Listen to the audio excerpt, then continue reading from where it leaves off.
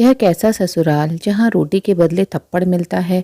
एक निर्दयी पति और सास के क्रूर व्यवहार की कहानी। रात के 8 बज चुके थे। सास गुस्से में माही को देख रही थी और माही उनकी आंखों को देखकर डर के मारे कांप रही थी। सास उसे देखकर फुफकारते हुए बोली, तेरी हिम्मत कैसे हुई मेरे घर में यह सब करने की? ले देकर 4 दिन हुए इस घर में आए हुए और अपने आप को घर की मालकिन समझने लगी है। आने दे आज मेरे बेटे को, आज तेरी खैर नहीं है। हाथ पैर न तुड़वा दिए तो मेरा नाम भी सावित्री नहीं। आज न जाने क्या होने वाला है। सास जितनी निर्दयी है, अपने बेटे को भी उसी तरह निर्दयी बना रखा था।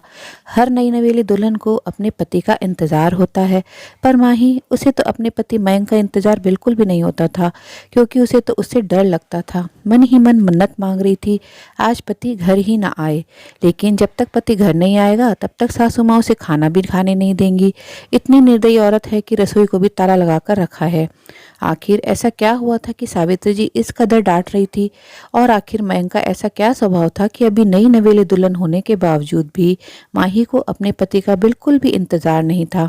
चलिए जानते हैं माही के बारे में। माही की शादी मयंक से 4 महीने पहले ही हुई थी। माता पिता तो थे नहीं। ग्रेजुएशन पूरा होते ही चाचा चाची ने उसकी शादी करवाई थी और फिर अपनी जिम्मेदारियों की इतिश्री कर ली थी। ना कोई पगफेरे की रस्म और ना ही कोई तीज त्योहार। इधर ससुराल में ले देकर सास सावित्री जी, पति मयंक और एक ननद पिंकी ही थी, जिसकी सगाई हो चुकी थी। छोटा परिवार था। एक प्यारी और शांतिपूर्ण गृहस्थी का सपना संजोए माही इस घर में आई थी। पर सपने तो सपने ही होते हैं, हमेशा सच थोड़ी ना होते हैं। शांतिपूर्ण गृहस्थी तो सपना ही बनकर रह गई। माही जहाँ 20 साल की, वहीं मयंक पूरे 30 साल का। दोनों की उम्र में पूरे 10 साल का फासला था। सास सावित्री जी माही के लिए 10 नियम कायदे बनाए बैठी थी। सुबह 4 बजे तक उठकर पूरे घर की साफ सफाई करना, उसके बाद स्नानादि करके रसोई में जाना, हमेशा मुंह पर घूंघट लिए रहना, सबको खाना खिलाए बगैर खाना ना खाना, और भी न जाने क्या क्या नियम। माही को उन नियमों को सख्ती से पालन करना होता था, पर अभी उसकी उम्र ही क्या थी। कई बार गलती भी हो जाती थी। अगर किसी दिन कोई चूक हो जाती तो उस दिन उसकी शामत आ जाती थी। उस पर हाथ उठाने से भी कोई गुरेज नहीं करता था घर में। यहाँ तक कि उससे 5 साल बड़ी ननद पिंकी भी उस पर हाथ उठा देती। शादी के कुछ दिन बाद रात 8 बजे तक मैं घर नहीं आया था। माही को बहुत जोर से भूख लग रही थी, तो उसने अपने आप से खाना लेकर खाना शुरू किया ही था। अभी पहला निवाला मुंह में गया ही था, इतने में सावित्री जी ने देख लिया और चिल्लाना शुरू कर दिया। जब माही से बर्दाश्त नहीं हुआ तो उसने कहा, माँ जी, मुझे बहुत जोरों से भूख लग रही थी, इसलिए खाना खा लिया। इससे पहले सासू माँ कुछ कहती, ननद पिंकी ने आगे होकर माही के गाल पर थप्पड़ रसीद कर दिया। तुम्हारी हिम्मत कैसे हुई मेरी माँ से जबान लड़ाने की? अपने घर में क्या खाना नहीं मिलता था तुमको, जो भूख बर्दाश्त नहीं कर सकती थी? मेरा भाई तुम्हारा पति है, उसका इंतजार नहीं कर सकती थी? अरे, औरतें तो अपने पति के लिए क्या से क्या कर जाएं।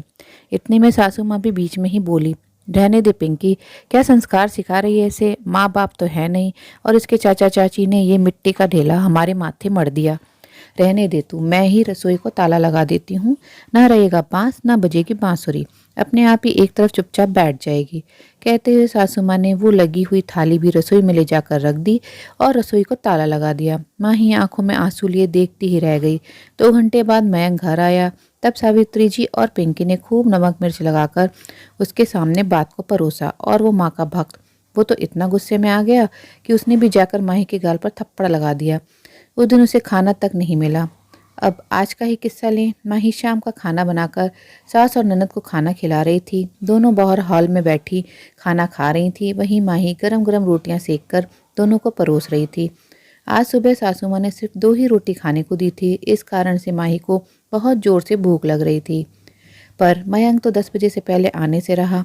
माही से बिल्कुल भी भूख बर्दाश्त नहीं हो रही थी। इससे पहले कि सासू माँ और पिंकी खाना खाकर रसोई का ताला लगा दें, उसने फटाफट से एक रोटी अपने पल्ले में बांधकर कमर में खौंस ली। जब माँ बेटी का खाना हो गया तो उन्होंने माही को रसोई से बाहर कर ताला लगा दिया। माही अपने कमरे में आ गई। इधर सासू माँ और पिंकी अपने कमरे में आराम करने चली गईं। जब माही को लगा अब माहौल सही है तो उसने अपने कमर में बंधी रोटी को निकालकर रोल कर कोरी ही खाना शुरू कर दिया। रोटी खाते खाते उसकी आंखों में आंसू भी गिरे जा रहे थे। स्वाभिमान इस चीज की गवाही नहीं दे रहा था, पर क्या करे, वो भी समझ में नहीं आ रहा था। उसी समय सासू माँ किसी काम से उस तरफ आईं और उन्होंने माही को रोटी खाते देख लिया। बस फिर क्या था, हंगामा शुरू हो गया और माही अब यही इंतजार कर रही थी कि मयंक घर ही ना आए। अब पता नहीं आज वो क्या करेगा। उस दिन इन सब के सामने रोटी लेकर खाई थी तो थप्पड़ मार दिया था, पर आज तो रोटी की चोरी की थी। थोड़ी देर बाद मयंक घर आया तो माही का दिल जोरों से धड़क रहा था, माथे पर पसीना आ रहा था। अचानक मयंक की जोरदार आवाज आई, माही बाहर आओ। माही डरती कांपती बाहर आई। देखा तो सासू माँ अभी भी नागिन की तरफ फुफकार रही थी। पिंकी कुटिल मुस्कान के साथ उसकी तरफ देख रही थी और मयंक, उसकी आंखें तो गुस्से में लाल हो रखी थी। जैसे ही उसने माही को अपने सामने देखा, उसने उसके बालों को पकड़कर खींचा और धक्का देकर नीचे गिरा दिया। आह! माही की बहुत जोर से चीख निकल गई। तेरी इतनी हिम्मत कि अपने ही घर में चोरी करती रही? रोक, तुझे मैं अभी बताता हूँ। कहते कहते मयंक ने अपनी बेल्ट निकाली और माही को मारना शुरू कर दिया। माही हाथ जोड़ती रही, लेकिन ना उसे तरस आया ना ही उस घर की औरतों को।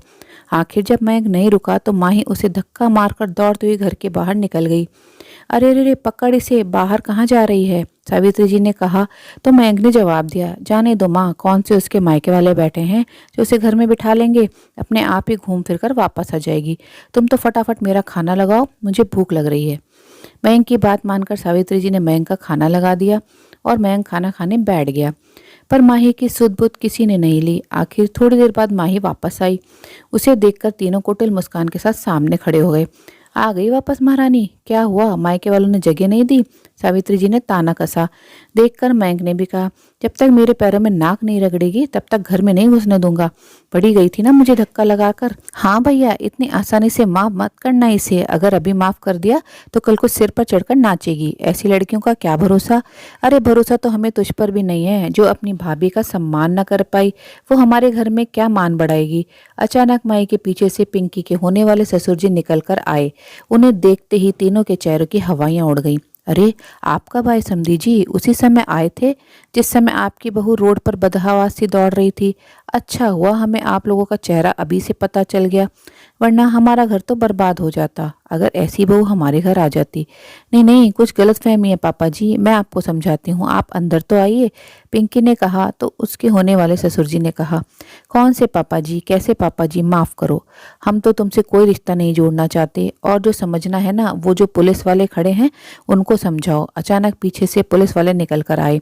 अब तो तीनों में से किसी के कुछ कहते न बना। उन्हें देखते ही सावित्री जी ने अपनी आवाज़ को नरम करते हुए माही से कहा, अरे बहू, इतनी छोटी सी गलतफहमियों को पुलिस को बुलाकर लाता है क्या?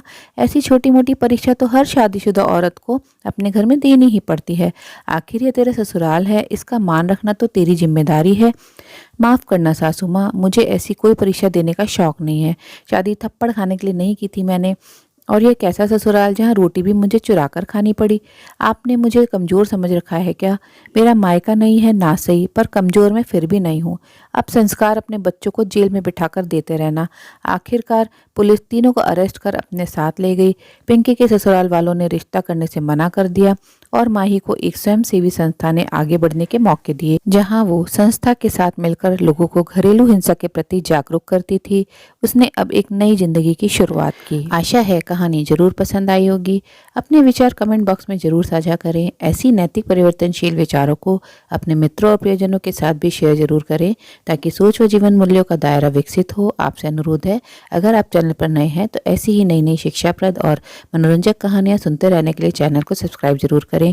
कहानी अंत तक सुनने के लिए आप सभी का दिल से बहुत बहुत धन्यवाद। तो फिर मिलते हैं मेरी अगली कहानी में। तब तक के लिए आप लोग अपना ध्यान रखिए, खुश रहिए और ऐसे ही कहानियां सुनते रहिए।